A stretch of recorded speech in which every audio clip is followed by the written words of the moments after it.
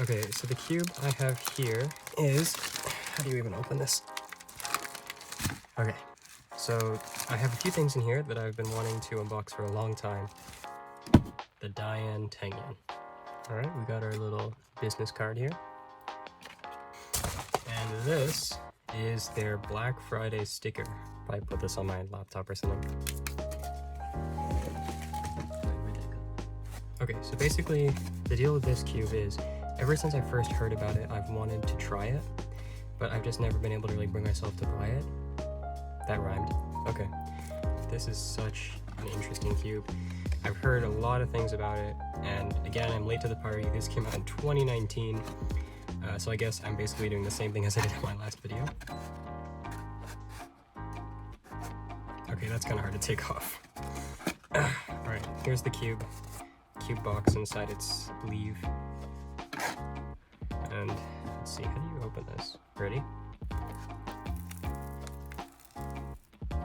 Nice. The cube itself is here. Oh, these colors look really good. This just looks like a stand. Oh no, it's adjustment tools. Hold on, we'll get to that later. Instruction manual.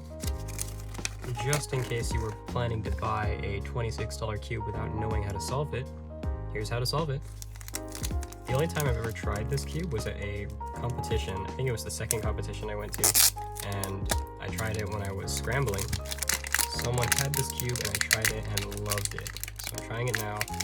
We're gonna see if it's really that good. Let's hope it's not covered in lube. Oh, yeah, it is covered in lube. Bruh. Alright, 1 second. This is the exact same thing that happened in the last unboxing. I don't know, maybe some people like it. I personally really don't like it.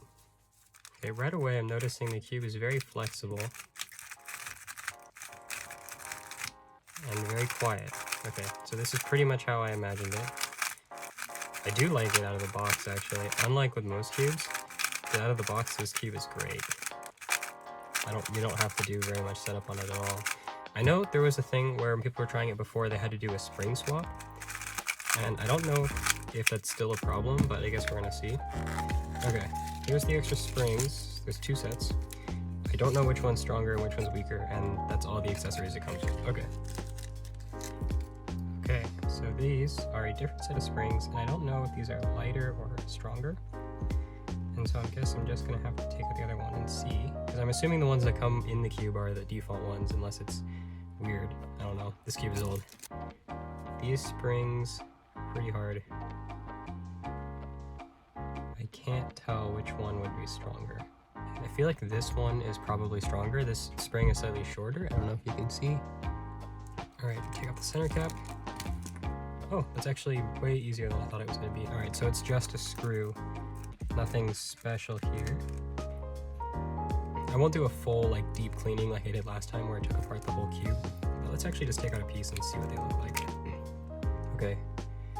That's really weird. So this piece, hold on, let me get a different piece. Okay, so this is a GAN 11, and this is what the piece looks like. So very big difference there. I'm not sure how this contributes to the cube's stability or anything, but that is kind of interesting. Okay, so basically the corners have kind of this weird thin stock here. It looks a little bit like it's, I don't know if you can see this, but the corner design is kind of strange compared to other cubes. Here we go. This is a GAN corner. It's a very simple design, but as you can see, that's very, very different from what most cubes look like. Oh, shoot. Hold on. Gotta put the corner in first. Oh, that looks really thin. I'm afraid it's gonna break or something. Now, let's just see.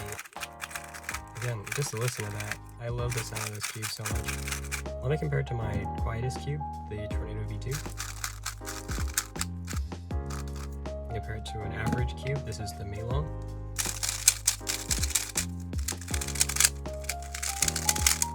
And this is the Tengen. Pretty quiet. Alright, let's just try doing a solve and see how it performs.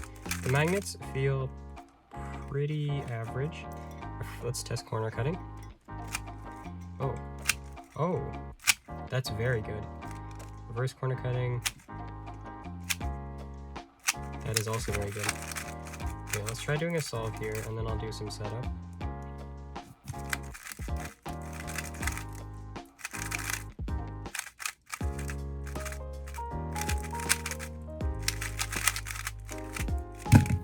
Yeah, okay. So this cube's pretty good. If I didn't mess up last layer, that would have been a sub 10. Yes. What? Oh, damn it. Okay, so what I'm feeling right now is it's flexing quite a bit, and it feels like there's a lot of friction still. Even though the cube is quiet, it still just feels like it's not very frictionless like it should be. So let's get our weight 5. Hopefully this will get it feeling better. Okay, right away, I'm feeling major improvement.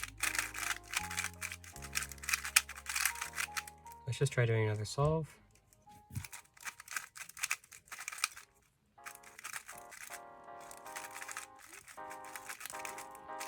Oh, I slotted those wrong. Oh, okay. So the cube is flexing a lot, and I think that could end up being a problem. I might have to switch to tighter springs. I don't want to tighten the screws because that might affect corner cutting poorly, and I don't want that. Corner cutting? Oh, that's not good. Okay, so it's popping, which means we need to add probably stronger springs. Okay, here are the stronger springs. Yeah, we might just want to add those. I don't know how this cube is going to fare, but it's already doing a lot better than... When I tried the Volk, I was struggling a lot more on this cube at first than I am on the Tengen. This is because I rely pretty heavily on corner cutting with my main cube. And this cube allows me to do that, and I think it's pretty good. Okay, so what I'm going to do is replace the springs. Okay, so this is going to take a while. I'll get back to you once I finish switching the springs. Okay, that took way longer than I expected, but the stronger springs are now in. It can still corner cut very well, and it's just a little bit more dialed back.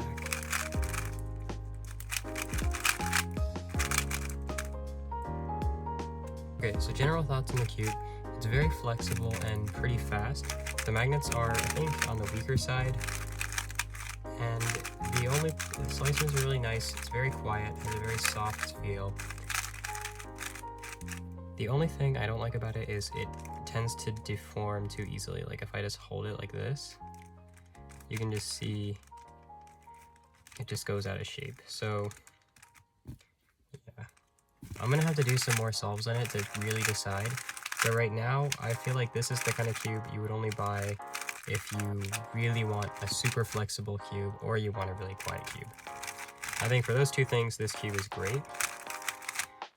But the customizability is pretty limited. There's no adjustable magnets and there's no spring compression. There's just springs and a screw. You have to change the springs if you want to get spring compression. So when I'm just turning, I can turn pretty well. I might have to do some more adjusting of the tensions, but for now, this cube seems pretty good.